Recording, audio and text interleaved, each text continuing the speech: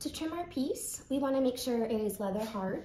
That means that when we trim away, the pieces aren't sticking to it, they're peeling away. We can center our piece by going slowly. Press your finger against the side to get a general idea. If you see your, if you see your finger moving, we have a little work to do still. We'll use our needle tool to see which direction we need to push our piece to center it. All right. So we can see that our scratch mark is on this line. I'm finding the beginning and end and pushing straight from the middle, so we move it exactly as much as we need. And I'll rub this one out a little bit and then do one more scratch test to make sure we're all set before we begin trimming.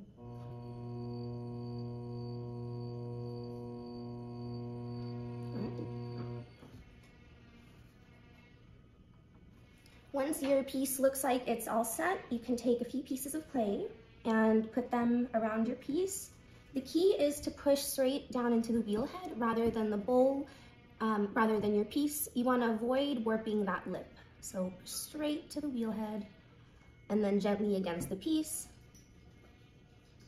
And we'll do that in 3 spots before we get to trimming our base.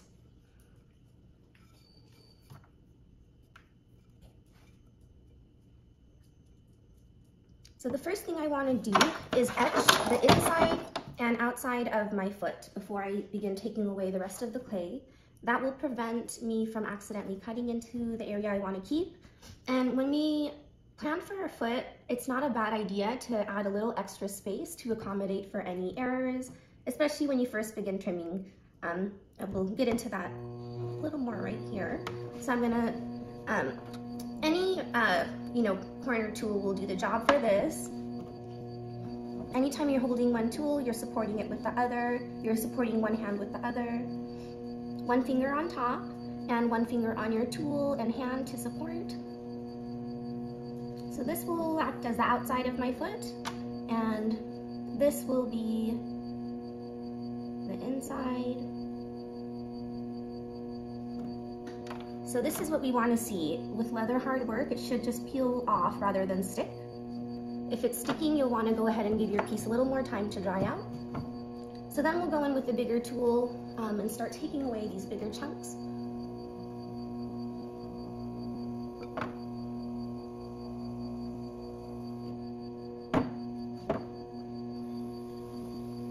So I have one hand resting on the top of my piece as I trim, and you'll see my thumb is connected to my other hand. That gives me more control. My elbow with my tool hand is tucked into my body, so I have support. And I'm slowly making my way up. The thicker side of my loop tool is facing up at this point. That's because I'm cutting away a lot of clay at this point. I would flip my tool around when I'm getting to smoothing this out, but at this point I'm still cutting away clay, so this is the side that I want to use.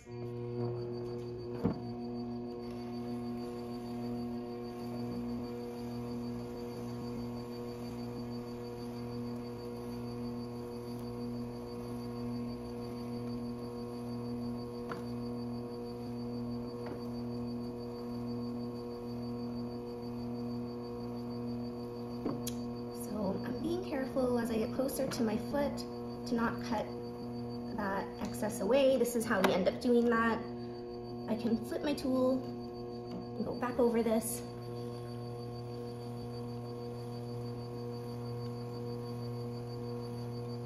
My hands are connecting wherever they can for support.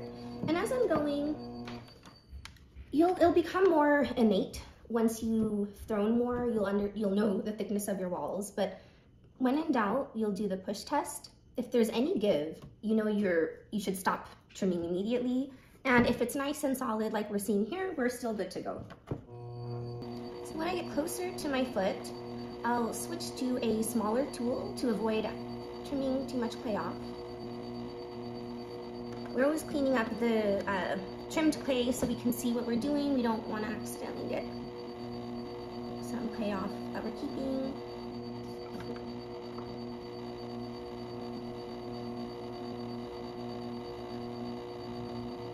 And then we'll refine this after we've we can refine this further once we've handled that clay as well. So now we'll move to the inside of our foot and see how we can get in there. So with my loop tool, when we're trimming the inside of the foot, up until now we've been resting our fingertips there, but we're cutting away, so we're gonna move our finger to our foot. One finger is on my tool. I'm gonna start in the center and then start pulling to the side.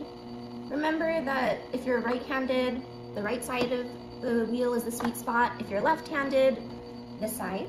So we're always gonna be working right on the right side of our piece. So it'll look a little crazy at first, but we're gonna go in and even everything out really nicely with our tools and our rib tools.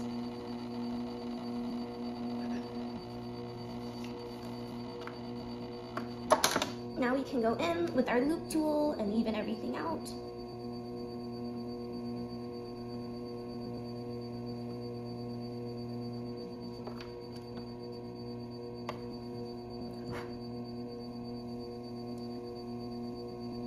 Still feels pretty thick on the bottom, so I'm gonna go ahead and get a little more clay out of there. I'm pressing in between to make sure I don't go too far. So that's the little press test. You will start to feel the clay thin out if you've gone too far. The mistake I want to avoid with this tool is I'm not going to get this loop tool on my foot side. That's going to cut away by accident really easily. When we're cleaning up the inside, the thick side should be on the center, so that as I go, I have a little protection from that accidentally happening. And then going up this way, I would do the same thing.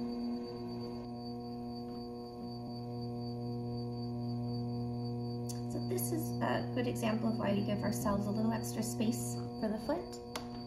Now I have that extra clay to adjust the shape as I want, rather than a curved slope thing. I'm going for a sharper angle here.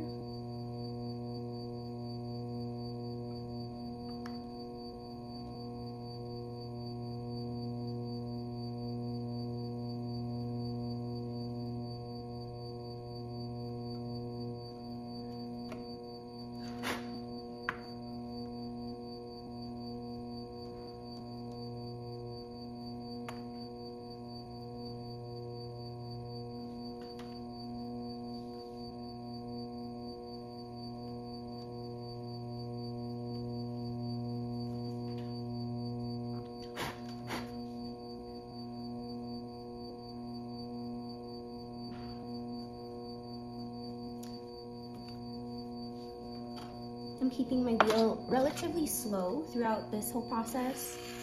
That gives us more control. And I'm going to hold the rib over any areas that look a little more uneven and give it a chance to smooth out.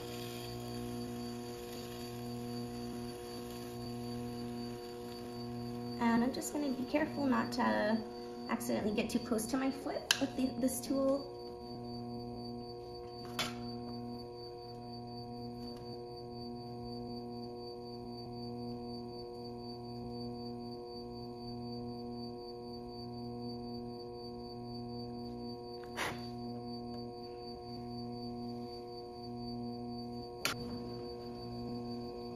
This is just polishing everything up with barely any pressure. It's just softly touching. We want to be careful not to put too much pressure, just enough to do some little housekeeping at this point.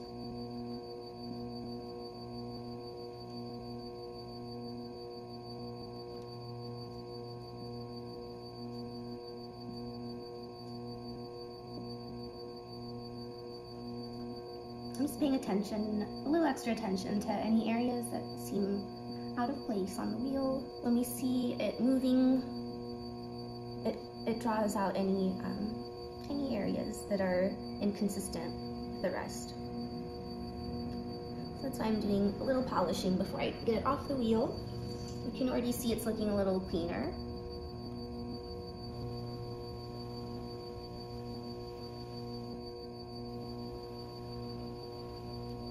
This isn't anything I would recommend with a groggy clay body. You can, if you ever are dealing with grog, we can use our rubber tool to push that right back in.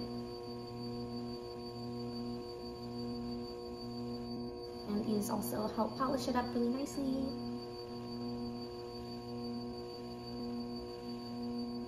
go.